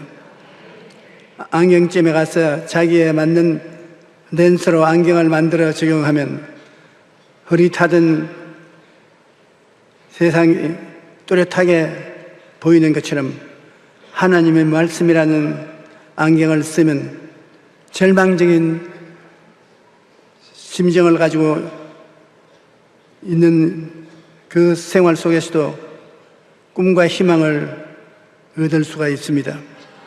시편 119편 105절 주의 말씀은 내 발의 등이요 내 길의 빛이니이다. 한번 따라 말해주십시오. 주의 말씀은 내 발의 등이요 내 길의 빛이니이다. 우리 하나님의 말씀으로 인도함을 받을 수가 있는 이유가 바로 여기에 있는 것입니다. 하나님 말씀이 발의 등이 되고 길의 빛이 되니 넘어지지 아니하고 앞을 보고 나갈 수가 있는 것입니다. 우리가 읽은 오늘 말씀을 보면 이스라엘 백성들이 애굽을 떠난 후 가나안 땅 가까이 있을 때 모세는 12지파 중에 한 사람씩 대표자를 세워서 12명의 정탐꾼을 가나안 땅에 들어가서 정탐을 하고 오라고 보냈습니다. 12정탐꾼은 똑같은 시간과 공간을 통해서 정탐했습니다. 그런데 그들이 와서 보고하는 보고는 서로 다른 말을 했습니다. 같은 상황이라도 어떤 관점으로 보느냐에 따라서 평가가 달라지는 것입니다. 12족장을 택하여 정탐꾼을 만들어서 보냈는데 하나님 편에서 정탐을 한 사람들은 하나님 편이 아니고 인간적인 편에서 정탐한 정탐 두 보고가 서로 달랐습니다. 민수기 13장 31절로 33절에 그와 함께 올라갔던 사람들은 이르되 우리는 능히 올라가서 그 백성을 치지 못하리라. 그들은 우리보다 강하니라 하고 이스라엘 자손에서 정탐한 땅을 악평하여 이르되 우리가 두루 다니며 정탐한 땅은 그 주민을 삼키는 땅이요 거기서 본 모든 백성은 신장이 장대한 자들이며 거기에서 네피림의 후손 아낙 자손 거인들을 보았거니 우리는 스스로 보기에도 메뚜기 같으니 그들의 보기에는 그와 같을 것이라. 그들이 보고하는데 그 땅에 사는 사람들이 키가 크고 장대한 자손들이 살고 있다고 했는데 그 네피림의 후손 그 거대한 족속은 그때부터 내려온 전탐 내용을 통해서 읽어보면 키가 3m라는 것입니다. 조용기의 2배 반쯤 되게 큽니다. 그러니 한참 쳐다보고 있으면 자기는 메뚜기 같이 보일 수밖에 없습니다. 오늘날 그런 사람이 와 있어도 내가 내 자신을 보면 메뚜기 같이 보일 것인데 기겁을 했습니다. 그 사람들이 그 땅을 점령하고 있는데 자기가 정탐을 할 때 혼비백산할 수밖에 없죠. 그러므로 혼비백산할 무서운 정보를 기다리고 있는 백성들에게 전달하니 함께 다 좌절할 수밖에 없는 것입니다. 이스라엘 백성들은 정탐꾼들이 돌아오기를 학수고대하고 기다리는데 그들이 와서 그가 바라본 땅을 보고했습니다. 온 회중이 소리를 높여 부르짖으며 백성이 밤새도록 통곡하였더라. 이스라엘 자손이 다 모세와 아론을 원망하여 온 회중이 그들에게 이르되 우리가 애굽 땅에서 죽었거니와 이 광야에서 죽었으면 좋았을 것을 어찌하여 야훼가 우리를 그 땅으로 인도하여 칼에 쓰러지게 하는가. 우리 처자가 사로잡히리니 애굽으로 돌아가는 것이 낫지 아니하랴. 이에 서로 말하되 우리가 한 지휘관을 세우고 애굽으로 돌아가자. 그들의 부정적인 보고를 듣고 마음에 낙심해서 좌절되어서 쿠데타를 해서 모세와 아론을 쫓아내고 새로운 지도자를 세워서 애굽으로 종살이로 잡아내서 돌아가자고 그렇게 말했습니다. 도저히 하나님 앞에서 들을 수 없는 보고를 했습니다. 그런데 그 땅을 정탐한 12명 중에 2명은 달랐습니다. 민수기 14장 6절 8절에 보면 그 땅을 정탐한 자 중에 눈의 아들 여호수아와 여분네의 아들 갈렙이 자기들의 옷을 찢고 이스라엘 자손의 온 회중에게 마야를 이르되 우리가 두루 다니며 정탐한 땅은 심히 아름다운 땅이라 야훼께서 우리를 기뻐하시면 우리를 그 땅으로 인도하 들이시오 그 땅을 우리에게 주시리라. 이는 과연 젖과 꿀이 흐르는 땅이니라. 12명의 정탐 중에 10명과는 정다른 보고를 했습니다. 똑같은 시간과 공간에서 행동했지만은 이 사람들은 다른 보고를 할 수 있었던 것은 하나님을 의지하고 사물을 보았습니다. 우리는 하나님 편에 있다. 하나님과 함께 이 땅에 쳐들어온다. 그렇게 생각했기 때문에 모든 것이 아주 마음에 들게 보였습니다. 키가 3미터가 되는 적군들도 저들은 우리 밥이다. 키만 컸지 속은 아무것도 없는 거다. 하나님이 우리에게 밥으로 줄 테니 잡아 먹어버리죠. 그렇게 보고 있는데 그리고 성은 높고 험해도 하나님이 우리를 이끌고 가주시니 문제가 없다. 그래서 그들은 백성들 앞에서 안도하는 말을 했습니다. 우리가 두루 다니며 정탐한 땅은 심히 아름다운 땅이라 하나님께서 기뻐하시면 우리를 그 땅으로 인도하여 들이시고 그 땅을 우리에게 주시리라. 과연 젖과 꿀이 흐르는 땅이라. 그렇게 긍정적으로 보니까 할 수 있다 하면 된다 해보자.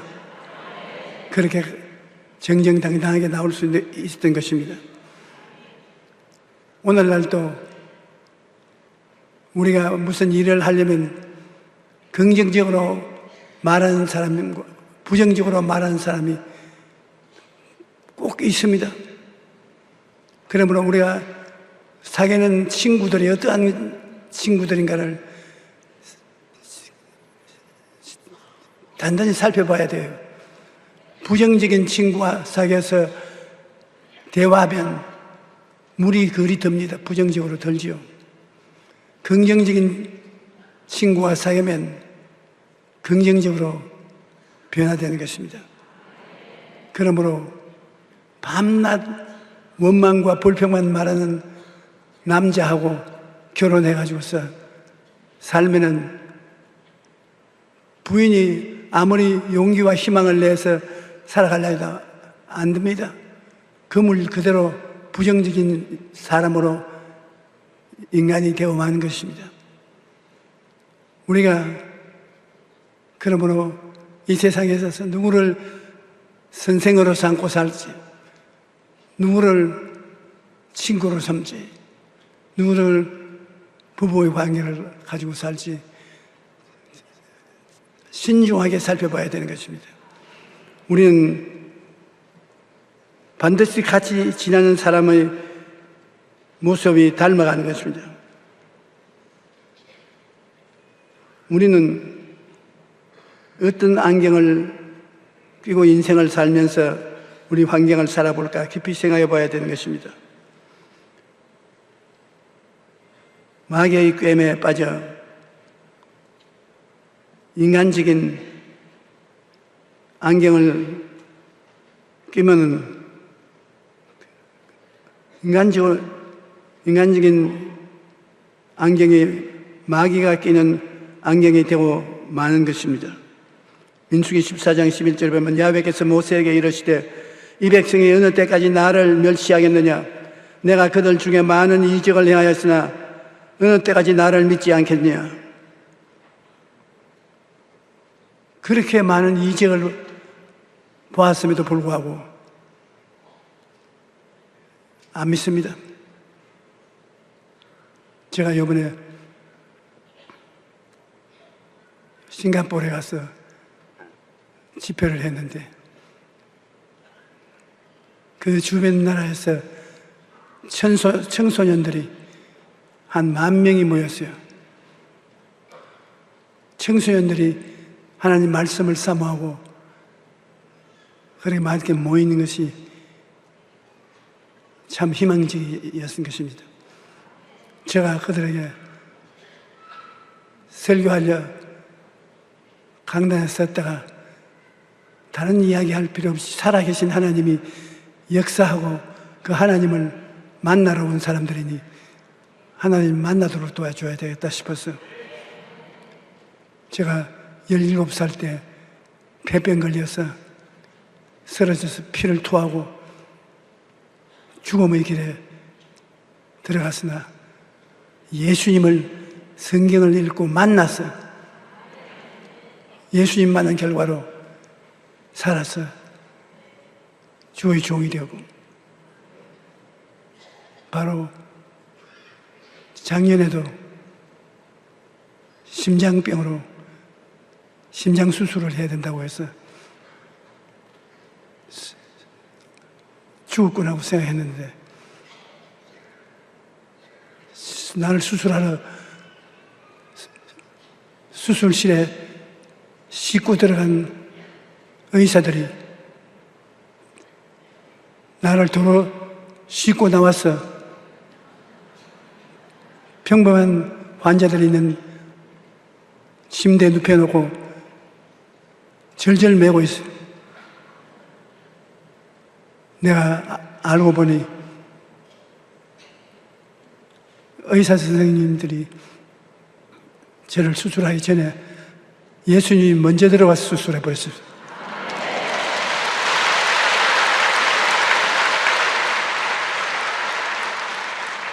그러니 오늘날 예수 그리스도는 살아계셔서 예수님을 의지한 사람을 그렇게 살려주었다고.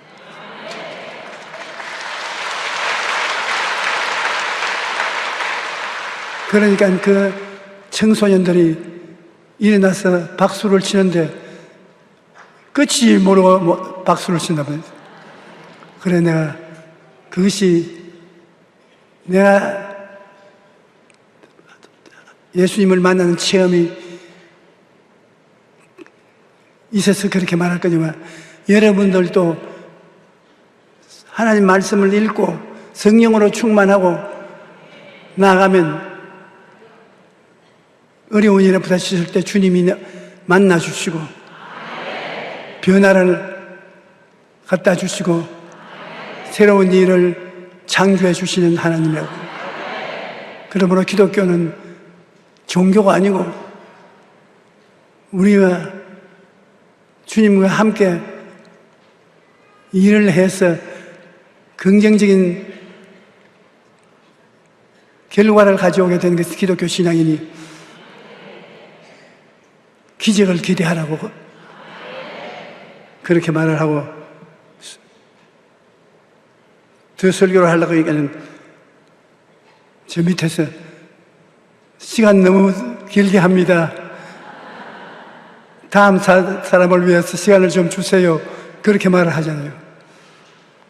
그 다음 사람이 본인 내 뒤에 앉아 있어요.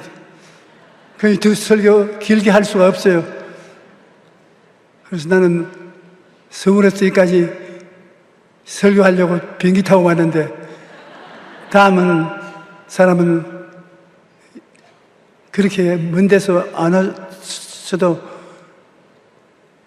차례를 기다리고 있으니까 물러가겠다고 그러고 서울로 돌아와 버리고 말았습니다.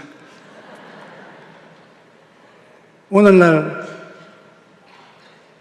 우리가 어떠한 안경을 끼고 사물을 보는가에 따라서 우리 인생의 삶의 태도가 달라지는 것입니다.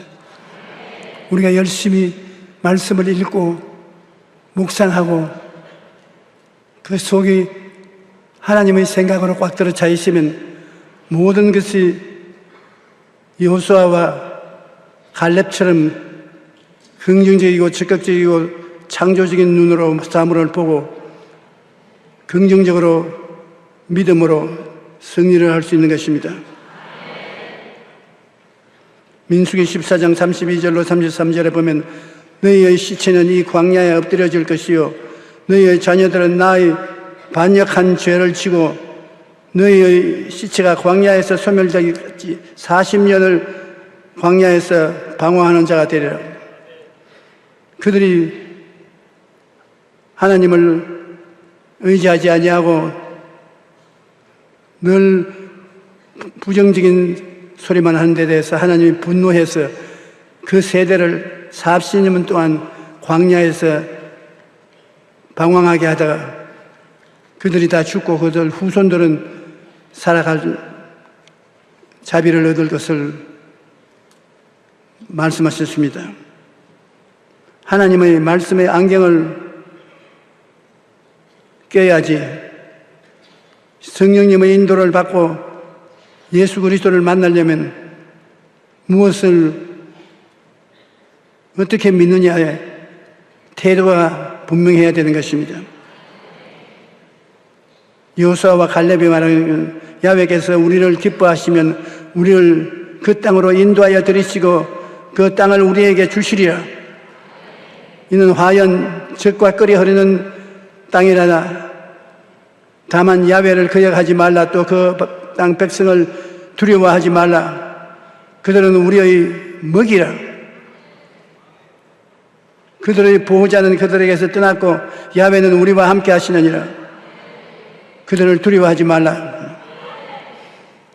사람을 두려워하면 패배한 것입니다. 누가 두려워하지 않을 수 있느냐? 하나님을 믿으면 두려움은 몸에서 쫓겨나가는 것입니다. 우리는 하나님 믿고 하나님을 의지하고 두려워하지 않고 나가면 하나님과 함께 할 수 있는 것입니다. 그 땅을 정탐하러 갔던 사람들 중에서 오직 눈의 아들 여호수아와 여분네의 아들 갈렙이 생존하느니라. 하나님께서 두려워하는 사람은 다 버리도 믿음을 가진 사람을 끝까지 살게 해 주시겠다고 하신 것입니다.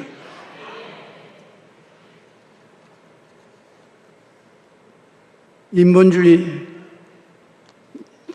즉 안경이냐 십자가의 안경이냐 우리는 그것을 깊이 생각해 봐야 되는 것입니다. 인본주의로 인간의 이성과 과학적인 생각과 철학적인 생각으로 말을 하면 하나님과 같이 할 수 없습니다. 시편 10전 4절에 보면 악인은 그의 교만한 얼굴로 말하기를 야훼께서 이를 감찰하지 아니하신다 하며 그의 모든 사상에 하나님이 없다 하느니라. 하나님 계시지 않다. 하나님이 계시지 아니하면 그는 마귀의 지배를 받을 수밖에 없는 것입니다. 십자가의 고난을 통한 예수님 구원의 안경을 우리는 반드시 끼고 있어야 되는 것입니다. 십자가의 고난을 통해서 우리를 건져주신 예수 그리스도의 그 진실한 사랑은 안경을 끼듯이 끼고 만물을 봐야 되는 것입니다. 오중복음과 삼중축복과 4차원의 영성이 바로 그것인 것입니다. 시편 103편 3절 5절에 그가 내 모든 죄악을 사하시며 내 모든 병을 고치시며 내 생명을 파멸해서 후속하시고 인자와 긍휼로 관을 씌우시며 좋은 것으로 내 소원을 만족해 하사 내 청춘으로 독수리같이 새롭게 하시는도다. 우리 예수 우리도 십자가 밑에 가서 하늘을 쳐다보면 우리가 보는 환경이 달라지는 것입니다. 내가 싱가포르에 모인 젊은이들에게 간절히 부탁한 것은 당신들이 긍정적인 삶을 살려거든 갈보리 십자가 밑에 가서 예수 그리스도의 십자가를 항상 바라보라. 십자가의 보혈을 통해서 죄는 씻겨져 나가고 허물은 씻겨져 나가고 병은 쫓겨나가고 가난과 저주는 씻겨나가고 죽음과 지옥은 예수 그리스도의 부활과 성천으로 사라지고 영혼이 잘됨같이 범사에 잘되며 강건한 삶을 살게 되고 그리고 이 세상에는 두려워하지 않고 믿음의 생각을 가지고 긍정적인 생각으로 살고 꿈을 마음속에 꾸고 내일을 기다리며 살고 믿음으로 살고 긍정적인 말을 하며 살고 우리가 예수 그리스도의 십자가를 통한 인생을 살 수 있게 된다고 말하시는 것입니다. 예수 그리스도의 십자가를 통해서 사물을 바라보고 안경을 끼고 살아야 되는 것입니다.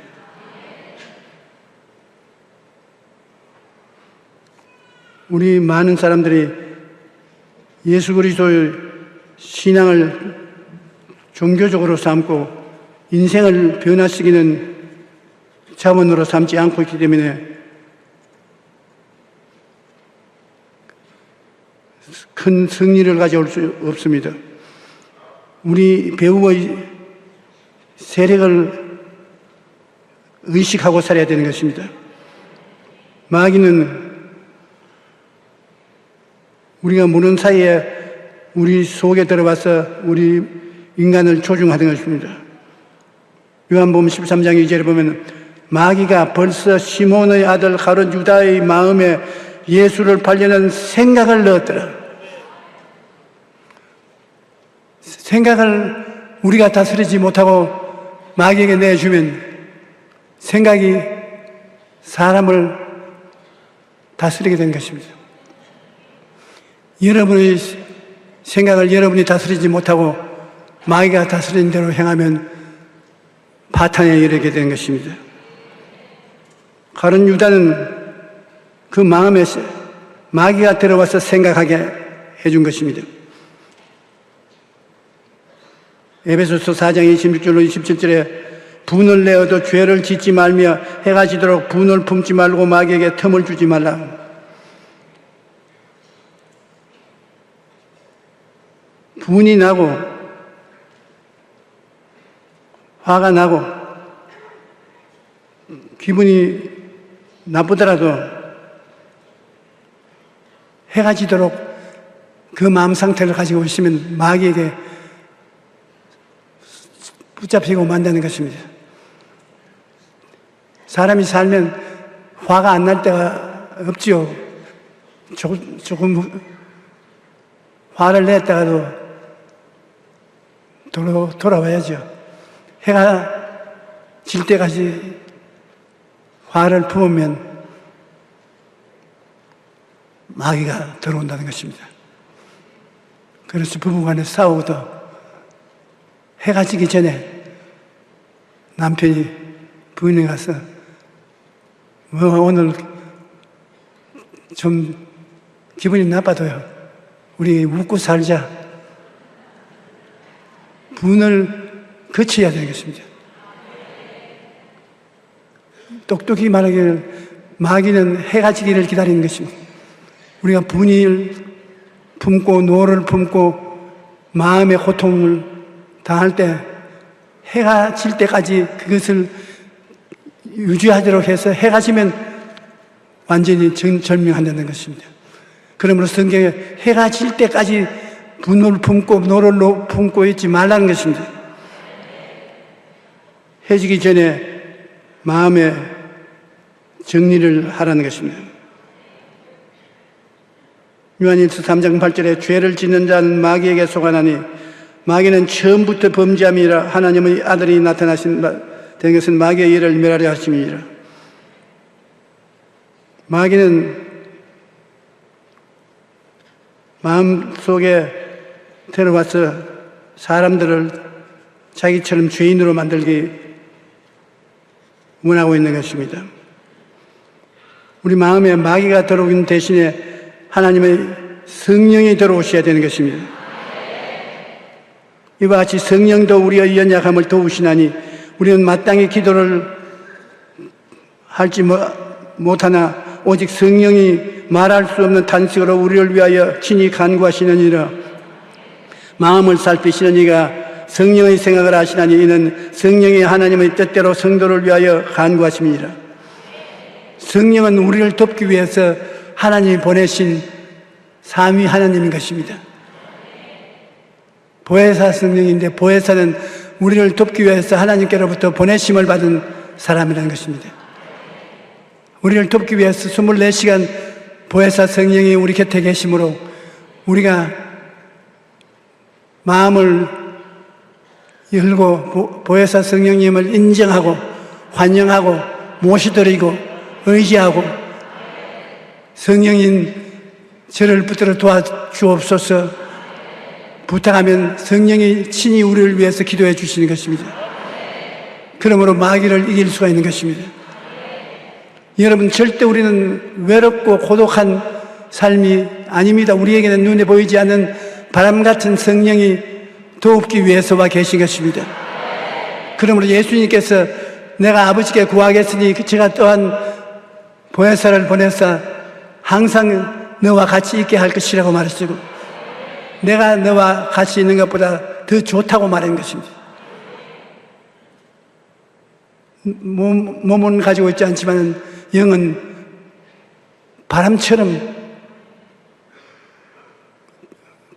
우리 속에 와서 계신 것입니다. 지금도 보혜사 성령은 여러분 속에 와서 계신 것입니다. 그가 오직 여러분이 인정하고 환영하고 모셔드리고 의지할 때에 여러분의 손을 잡고 가는 것입니다. 하나님, 내 손 잡아 주시옵소서. 내 손 잡고 가 주시옵소서. 성령님에게는 우리가 부탁하고 의지하면은 성령이 우리 부탁을 받아서 역사를 베풀어 주시는 것입니다. 그러나 진리의 성령이 오시면 그가 너희를 모든 진리 가운데로 인도하시리니 그가 스스로 말하지 아니하고 오직 들은 것을 말하며 장래일을 너희에게 알리시리라.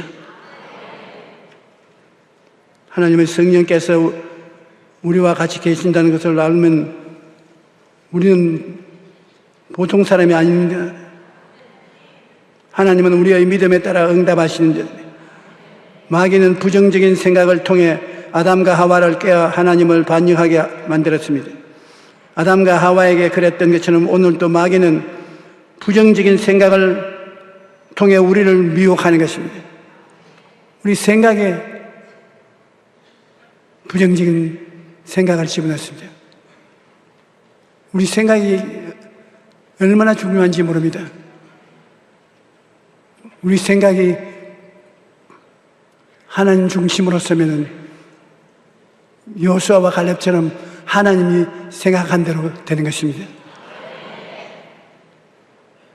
마귀의 생각을 따르면 마귀처럼 되고 마는 것입니다.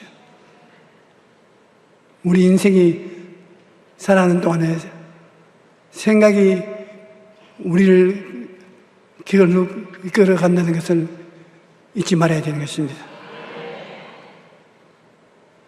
이제 우리 생각이 무엇을 받아들이느냐에 따라서 인생이 달라지는 것입니다. 우리는 예수 십자가를 통해서 은혜를 주신 오중복음을 늘 생각해야 돼요. 예수님의 십자가 보혈로 나는 용서받은 의인이 되었다. 나는 씻음을 받아서 성결한 사람이 되었다. 예수님이 채찍에 맞으심으로 나는 병고침을 받은 사람이 되었다. 예수님이 십자가에 매달림으로 저주에서 우리를 해방시켜 주셨다. 예수님이 죽었다가 부활하심으로 예수 죽음 내 죽음, 예수 부활 내 부활, 예수 성천 내 성천, 예수 천국 내 천국을 만들어 주셨다. 예수님을 통해서 그 생각을 가지고 있으면 우리는 이 세상에 살아나갈 때 그 큰 생각의 힘을 보혜사 성령님이 여러분과 더불어서 걸머쥐고 나가면 우리 앞에 마귀 같은 것은 어림도 없습니다. 그인 마귀들을 쫓아내고 우리는 천국 백성으로서 승리한 인생을 살게 될 것입니다. 오늘도 여러분은 하나님과 함께 인생을 살아야 되는 것입니다.